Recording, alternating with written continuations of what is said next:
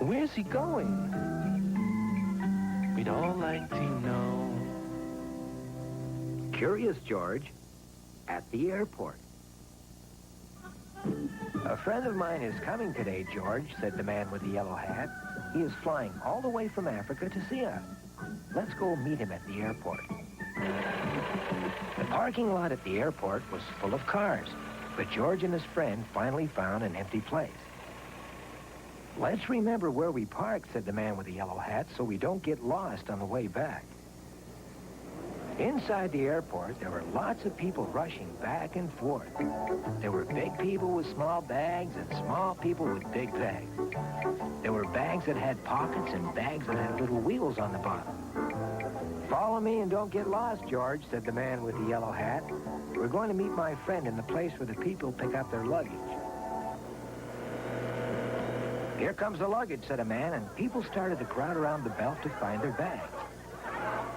Where did the belt go to? George was curious. He jumped on it. The belt went through another little door and outside to the back of the building. People in uniforms were standing there, loading on more luggage from a big wagon. Right next to this belt, there was another belt. George jumped over to it. Where did that one go? It emptied into a different baggage place. George looked around. Where was he now? How could he get back to his friend, the man with the yellow hat? He was scared. He ran down another long hall.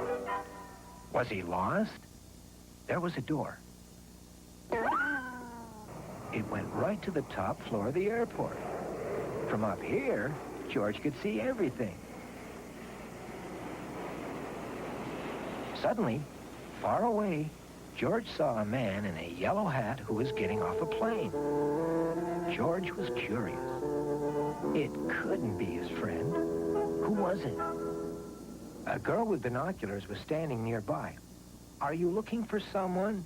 You can look through my glasses. It makes things look bigger. The man in the yellow hat was someone else. George didn't know what to do next. Don't worry, said the girl with the binoculars. I'll help you find your friend. There's a special place for people who are lost. I'll take you there. Your friend will be sure to find you. The girl led him down a staircase and passed a sign that said, "This way to the lost and found."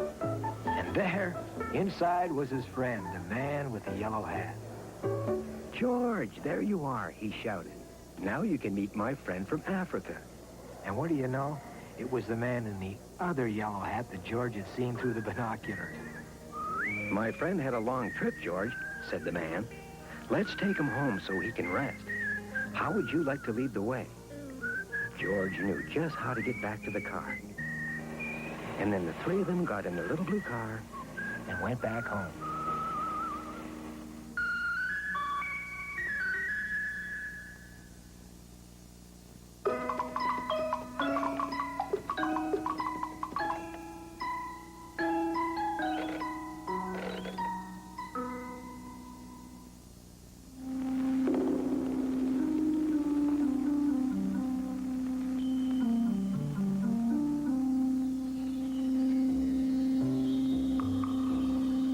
In the high and far-off times, the elephant, O best beloved, had no trunk.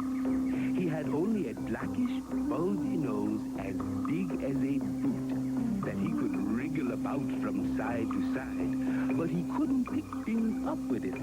But there was one elephant, a new elephant, an elephant's child, who was full of insatiable curiosity. Excuse me.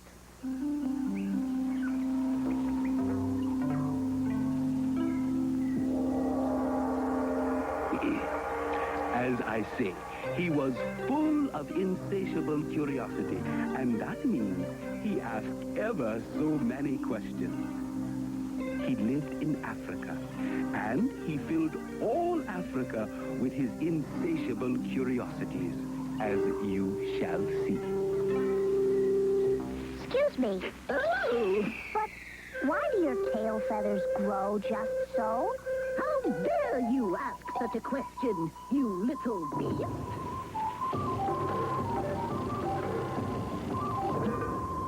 Oh, excuse me.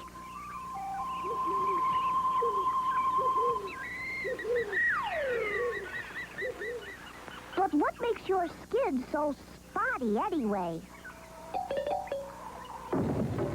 He asked his broad aunt, the hippopotamus, why her eyes were so red.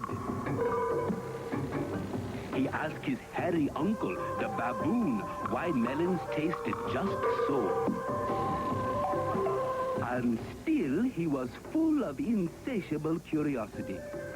He asked questions about everything he saw, or heard, or felt, or smelt, or touched, and all his uncles and his aunts spanked him.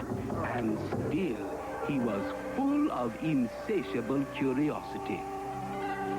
One fine morning by the old water hole, this insatiable elephant's child asked a new, fine question that had never been asked before. What does the crocodile have for dinner? And they spanked him immediately and directly without stopping for a long time. When that was over, he came upon a colo bird sitting in the middle of a wait-a-bit thorn bush. My father has spanked me. My mother has spanked me. All my aunts and uncles have spanked me for my insatiable curiosity. And I still want to know what the crocodile has for dinner. If you want to know that, go to the banks of the great gray-green, greasy Limpopo River, all set about with fever trees. The Grosso Limpopo? Limpopo! Limpopo!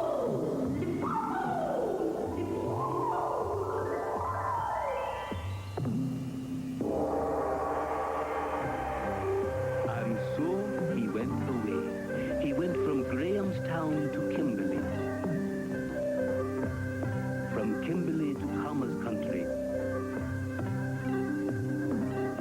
And from Commerce Country, he went east by north. Till at last he came to the banks of the great, gray-green, greasy Limpopo River, all set about with fever trees, precisely as the colo bird had said. The first thing that he found was a bicolored python rock snake. Excuse me, but have you seen such a thing as a crocodile in these promiscuous parts? Have I seen a crocodile? What will you ask me next? Excuse me, but could you kindly tell me what he has for dinner? What he has for dinner? How would you like a spanking from my scalesome, flailsome tail? Ouch! This is odd, because my father and my mother and all my uncles and my aunts have all spanked me for my insatiable curiosity. I suppose this is the same thing. I don't have to come all the way to the dopey, Popey River to get spanked. I can get spanked at home. Now you must know and understand, O best beloved, that till that very week and day and hour and minute, this insatiable elephant's child had never seen a crocodile and did not know what one was like. I don't get spanked anymore. Stupid python.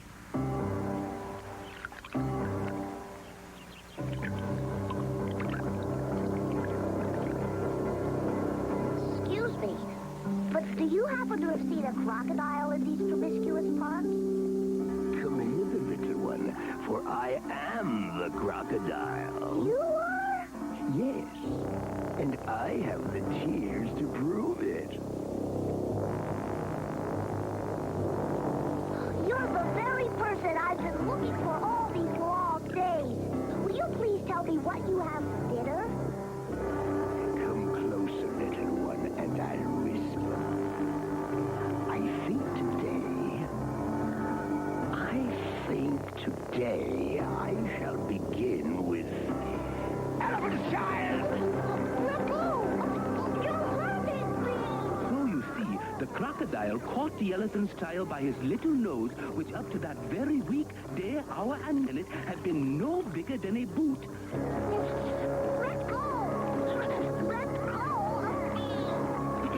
My young friend, if you do not now, immediately and instantly, pull as hard as ever you can, it is my opinion that your acquaintance in the large patterned leather jacket, and by that, of course, I mean that crocodile there, will jerk you into yonder limpid stream before you can say Jack Robinson.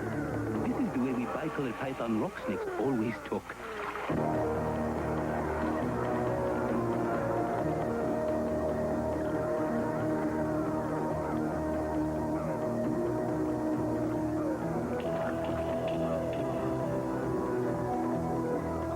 This is too much for me.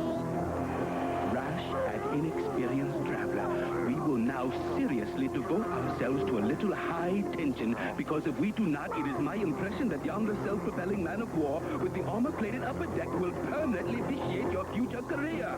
That's the way we bicolored python rock snakes always.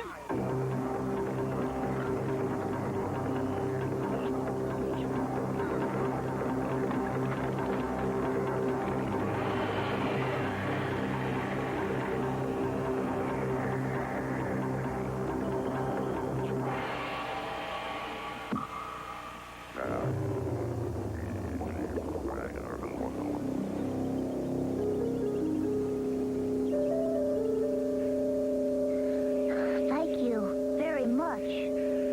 Don't mention it.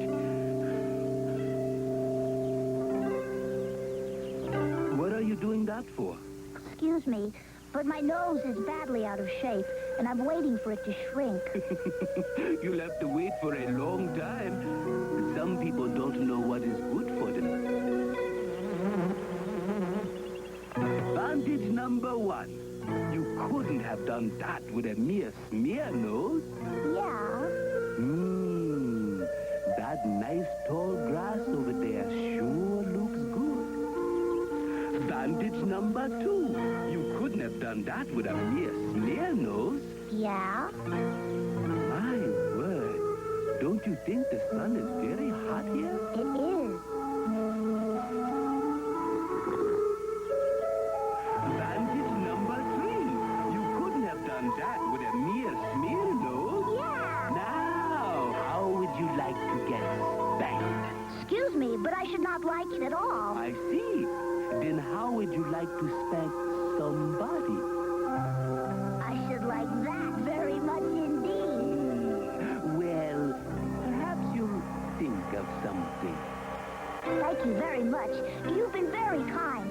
I better go home now to all my dear families and let them know I'm all right.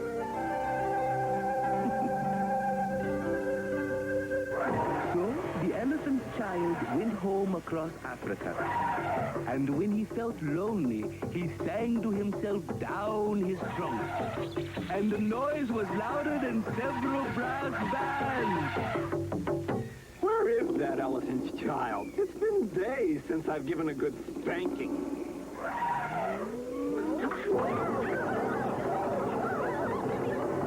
Child, what on earth are you doing? Come here at once and be spanked. Pooh, you peoples don't know nothing about spanking. But I do, and I'll show you.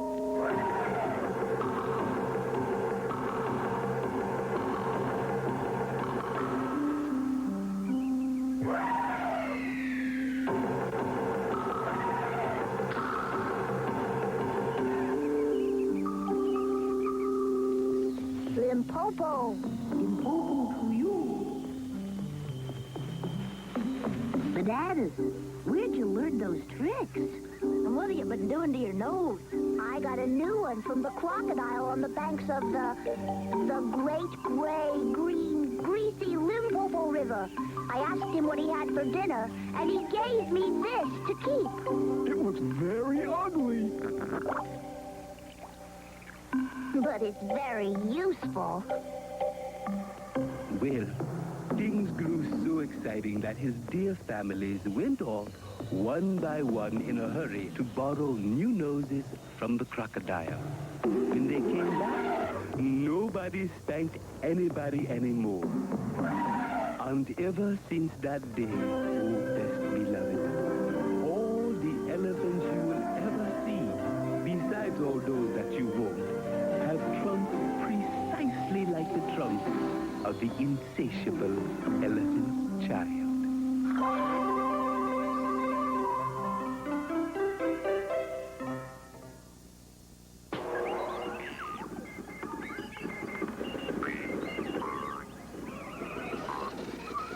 Lunchbox.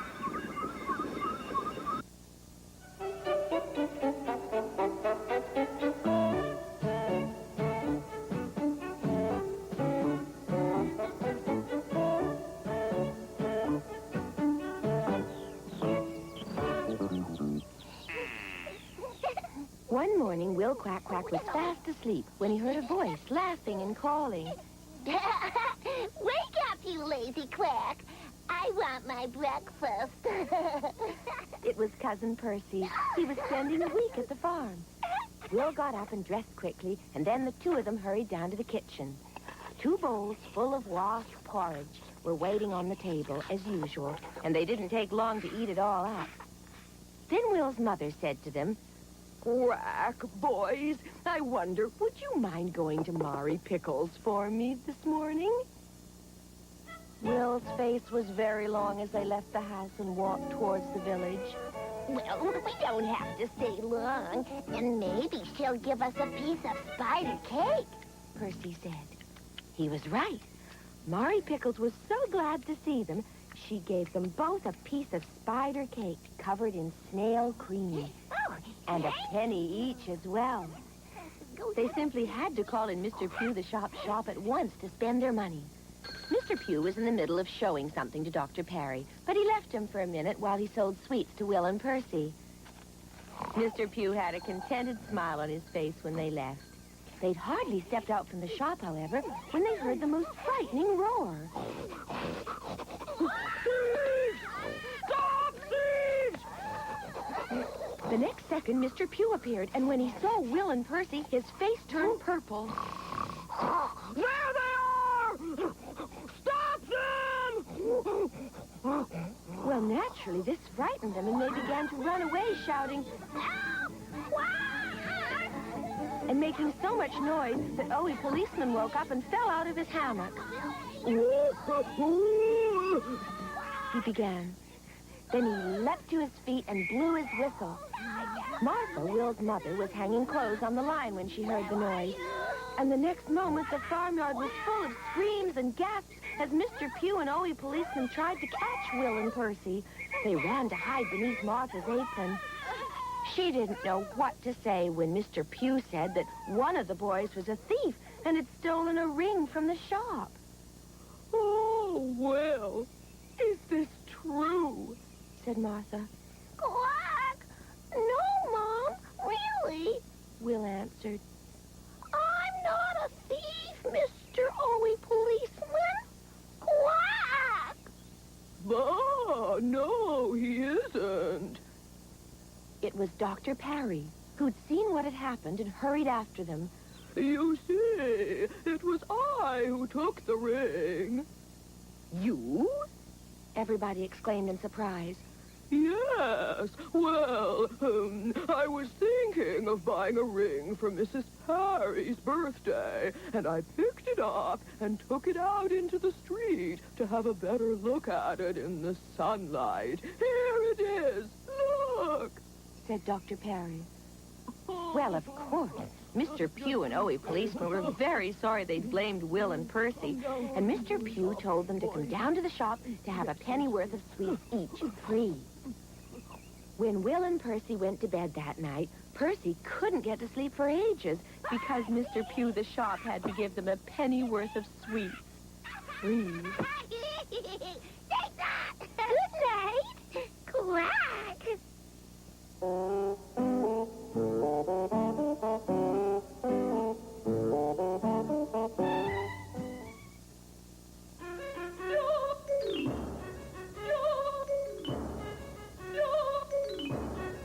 Lunchbox.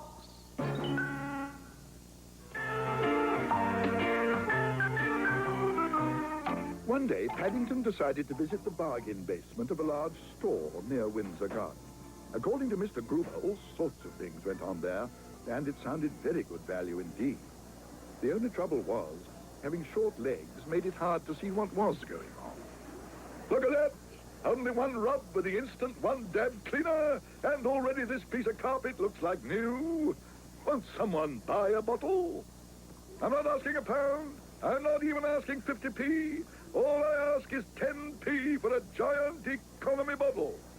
It not only cleans carpets, it cleans sinks, furniture, floors, anything you care to name. Take this piece of old felt, for instance. Have you ever seen a dirtier, filthier object than that? And yet with one, well, perhaps 2 dabs of instant cleaning fluid, it'll come up like new. Ladies, what's this? Hell, that's my hat you've got there. Your hat? I beg your pardon, sir. I didn't realize anyone was wearing it. I was only trying to get rid of your stain. My stains? Exclaimed Paddington. Those aren't ordinary stains. Some of them have been handed down.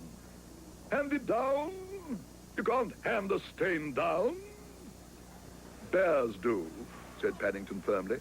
Some of them belong to my uncle in darkest Peru. Well, if you want to hand them down any more, I suggest you hop it. This is very powerful stuff, and if the cork comes out accidentally, I shan't answer for the consequences. But Paddington had already gone. There was another demonstration nearby, which sounded much more interesting. Ladies, how many times have you broken a fried egg in the morning? How many omelets have you ruined at lunchtime? And have you ever kept count of the number of times your pancakes have stuck to the pan? Never again. Go home today and throw your old pans in the dustbin. Buy one of my magic non-stick frying pans, and nothing, ladies, I repeat, nothing will ever stick again. Why, it's so simple even a child of 5 could do it. You, sir, show the ladies how to do it. Stand back, everyone, while the young gentleman with the whiskers shows you all how easy it is. Thank you very much, said Paddington. I might buy one for Mrs. Bird. She's always grumbling about her pans. There you are, my first sale of the morning. Fancy all you ladies being put to shame by a bear. I can see you know your frying pans as well as your onions, sir. Now, just a quick flick of the paw, and don't forget to catch it on the way down. Here, what have you done with it? That was my demonstration pancake. It's... Oh! Oh, dear, I'm in trouble again. Paddington stared at the man in the dark suit in amazement. He'd fully expected to be in trouble, but to his surprise, everyone seemed very pleased with him. Congratulations, Bear, said the man. Non-stick frying pans have never been our most popular line. As for cleaning fluid, look at them both. All the people who are watching the cleaning fluid demonstration want to buy a non-stick frying pan, and all the people who are watching the frying pan demonstration are buying cleaning fluid. Roll up! Roll up! Come and have your pancake stains removed here. Perhaps, said Paddington, I could do a special demonstration of my own. It's quite easy, really. All you need is a marmalade sandwich and a frying pan. Then you toss the sandwich into the air, and... Oh, roll up, come and see a bear's marmalade sandwich being removed. Only demonstration of its kind in the whole of London.